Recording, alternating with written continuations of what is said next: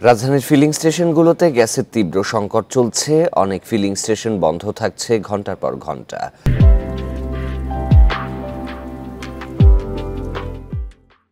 প্রায় 4 দিন ধরে একই অবস্থা চলছে। যেসব গ্যাস স্টেশন চালু আছে সেগুলোতে গ্যাস নেয়ার জন্য গাড়ির দীর্ঘ সারি।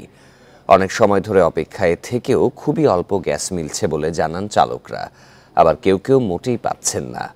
রাজধানীর প্রায় সব স্টেশনেই গাড়ির দীর্ঘ সারি। এতে তৈরি হচ্ছে যানজট এবং সড়কে অরাজক পরিস্থিতি। ফিলিং স্টেশন কর্তৃপক্ষ বলছে, লাইনে গ্যাসের চাপ না থাকায় চাহিদার তুলনায় কম ঢুকছে গাড়িতে। সর্বোচ্চ যারা 1200 টাকার গ্যাস নিতে পারতো এখন 400 টাকার বেশি যাচ্ছে না। এই পর্যন্ত আছি প্রায় 1.5 ঘন্টা। এক পাম্পের থেকে ঘুরে আসছি আতার থেকে, ওইখানে প্রায় 3টা ঘুরনা দিছি, তারপরেই আপনি জায়গা পাই নাই। পরিমাণ মতো গ্যাস পাচ্ছি না, একদম গ্যাস খালি। 1300-1400 টাকার গ্যাস ঢুকতো, অর্ধেক মাত্র ঢুকছে।